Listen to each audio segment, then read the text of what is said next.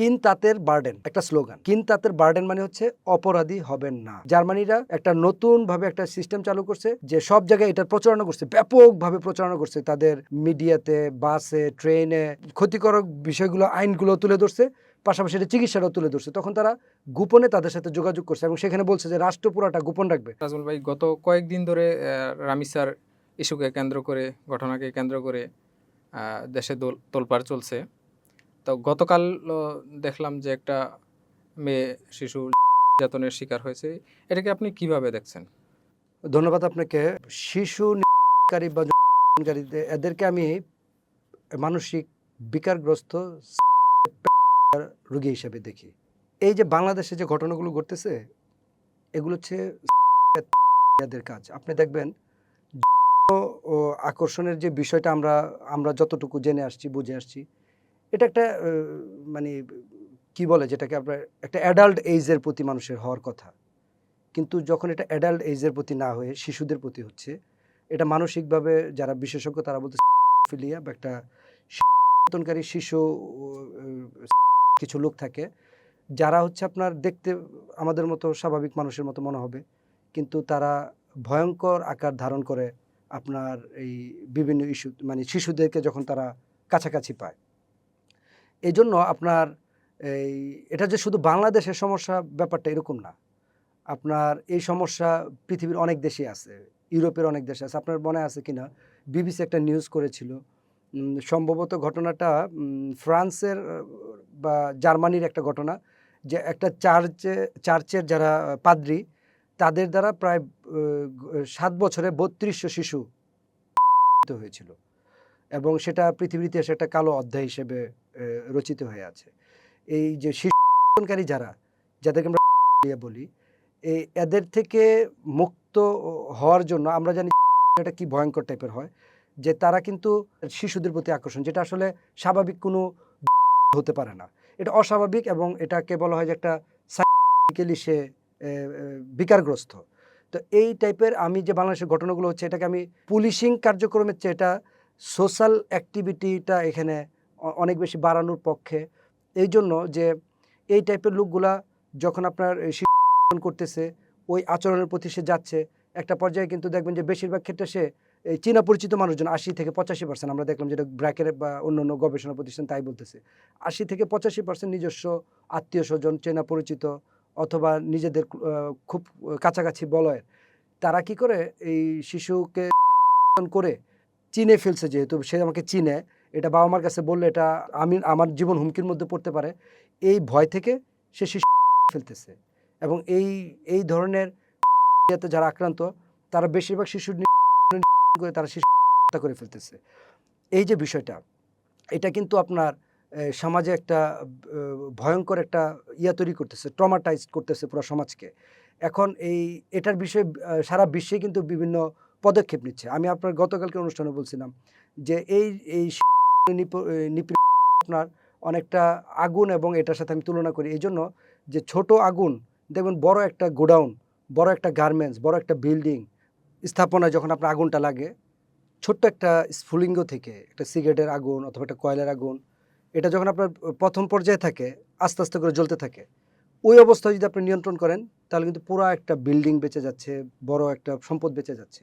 ঠিক ঘটনাগুলো কিন্তু আপনার এই ছোট ছোট পুঁথির মালা মতো, আপনার আগের অনুষ্ঠানে বলছিলাম, এগুলো প্রথমে আপনার বিভিন্ন ব্যাড টাচ করে, ইভটিজিং করে, শরীরে মানে সে বিভিন্ন কৌশল অবলম্বন করে, তাকে বিভিন্ন টার্গেটে ফেলে, তার সিক্রেট জায়গাগুলোতে সে হাত দেওয়ার চেষ্টা করে। এগুলো যদি আপনি সচেতন থাকেন যে অপরাধ প্রবণতাটা তৈরি হয়, তার আগে এটা আমাদেরকে কন্ট্রোল করে ফেলতে হবে। এখন আপনার এই বিষয়গুলা আমরা সচেতনতার যে জায়গাগুলো, এটা আমরা একটা জার্মান থেকে একটা উদাহরণ টানতে পারি, যে তারা কগনিটিভ বিহেভিয়ারাল একটা করেছিল থেরাপি, যেটাকে আমরা সিবিটি বলি। এই থেরাপির আওতায় তাদের একটা স্লোগান ছিল, স্লোগানটা হচ্ছে কিন তাতের বার্ডেন একটা স্লোগান। কিন তাতের বার্ডেন মানে হচ্ছে অপরাধী হবেন না। এখন আমি আপনাকে আবার পিছন থেকে একটু রিপিট করতে হচ্ছে। যখন বুঝে যে শিশুটা চেনা পরিচিত, তাকে তখন সে নিজের জীবনকে সেফ রাখার জন্য শিশুটাকে করতেছে, এবং সে কিন্তু সবই দুর্বলতার জায়গাগুলো নিয়ে কাজ করতেছে। শিশুটা দুর্বল এবং তাকে খুব সহজ। এবং এই যে রোগটা, এই ধরনের রোগটা যদি আপনি পুলিশিংয়ের মাধ্যমে শুধু শেষ করতে পারবেন না, এটার সাথে পুরো সমাজ ব্যবস্থা জেগে উঠতে পারবে। যেটা আমি বললাম যে জার্মানিরা একটা নতুনভাবে একটা সিস্টেম চালু করছে, যে সব জায়গায় এটার প্রচারণা করছে, ব্যাপকভাবে প্রচারণা করছে তাদের মিডিয়াতে, বাসে, ট্রেনে, জনবহুল জায়গায়।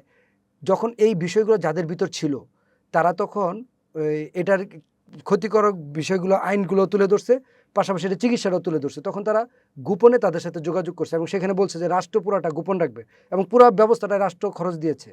এবং রাষ্ট্র সেই খরচ দেওয়ার কারণে অনেক হাজার হাজার লাখ লাখ মানুষ সেখানে জার্মানের ওই সেন্টারগুলোতে যোগাযোগ করেছে।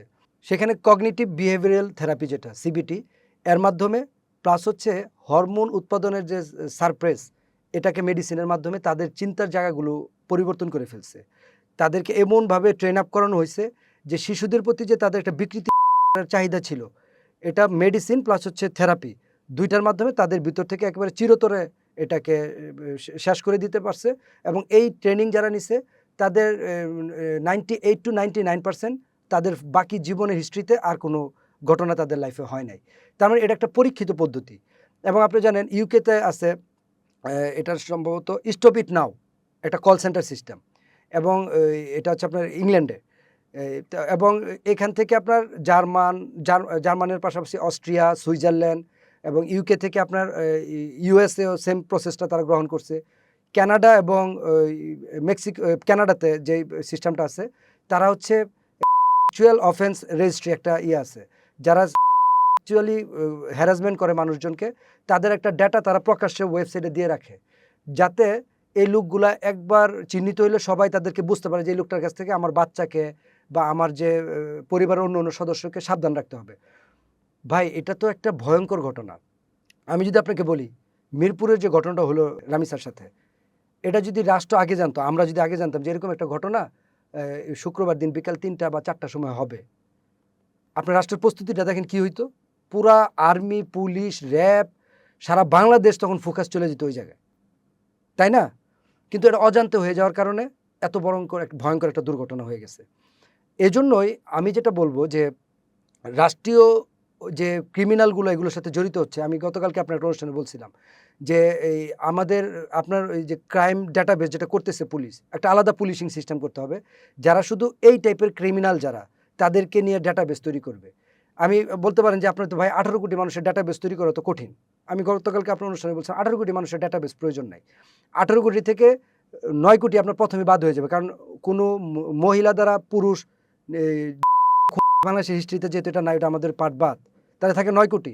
9 কোটি থেকে আমরা জানি যে বিভিন্ন গবেষণায় আসছে খুব বেশি এটার সাথে প্রবণতা হচ্ছে 90%, 85 to 90% হচ্ছে তরুণরা। তাহলে তরুণ শ্রেণী হচ্ছে আমাদের 4 কোটি। তাহলে আপনার বাকি 5 কোটিও বাদ দেন। এই 4 কোটি থেকেও যারা মাদকাসক্ত এবং যাদের হিস্ট্রিতে, ফ্যামিলি হিস্ট্রিতে বা পারিবারিক হিস্ট্রিতে এই ঘটনাগুলো আছে, এগুলো হচ্ছে আপনার মাদকাসক্তকে যদি আপনি কাভারে আনেন, বাকিগুলো যদি বাদ দেন, তাহলে এখান থেকে প্রায় 3 কোটি বাদ পড়ে যাবে। এবং এই মাদকাসক্ত এবং ফ্যামিলি হিস্ট্রিতে যাদের আছে, সেগুলো যদি আপনি অ্যানালাইসিস করেন, তার থেকে আপনার টিকবে হচ্ছে অথবা সর্বোচ্চ 70 লাখ। এই 70 লাখের মধ্যে যদি আপনি খুব ক্লোজ কানেক্টিং থাকেন, তাহলে এখান থেকে আপনার সর্বোচ্চ 2, 4, 5 লাখ লোককে আপনার এই ক্রাইম ডাটাবেসের মধ্যে আনতে হবে। তাদের সার্বিক কার্যক্রমকে আপনার এই তদারকিতে রাখতে হবে। তাদের সার্বিক কার্যক্রমকে আপনার রাষ্ট্রীয় একটা মনস্তাত্ত্বিকবিদ যারা, মনোচিকিৎসক বা ওই রাষ্ট্রীয় যে আলাদা একটা বাহিনী তৈরি করা হবে, প্রতিরোধ যে বাহিনী, সেই বাহিনীর নিয়ন্ত্রণে যদি থাকে এবং তাদের ডাটাবেস, ক্রাইম ডাটাবেস যদি আমাদের সকলের নলেজে থাকে, ওপেন থাকে, এবং এই লোকটা শিশুদের জন্য ক্ষতিগ্রস্ত হতে পারে বা আমাদের পরিবারের অন্য সদস্যদের জন্য ভয়ঙ্কর হয়ে উঠতে পারে, এটা যখন ওপেন থাকবে, তখন আমার মনে হয় যে ওই যে জার্মানির যে মডেল বা ইউরোপের বিভিন্ন যে মডেল, সেই মডেলটা বাংলাদেশে যদি আমরা প্রয়োগ করতে পারি, এবং আমি যেটা আপনাকে সবসময় বলি, মাদকের উপর নিয়ন্ত্রণ, জুয়ার উপর নিয়ন্ত্রণ, এবং আমাদের টেক্সট বুকে যদি ব্যাড টাচ, গুড টাচ বাচ্চাদেরকে শেখানো হয়, কোন টাচ করলে দ্রুত গার্ডিয়ানদেরকে জানানো দরকার এবং দ্রুত পদক্ষেপ নিতে হবে, আইন শৃঙ্খলা বাহিনী তাদেরকে দ্রুত আইসোলেশন করে ফেলবে ওই যে প্রবণ লোকটাকে, তাহলে রাষ্ট্রীয়ভাবে এটা খুব দ্রুত কমে যাবে ইনশাল্লাহ।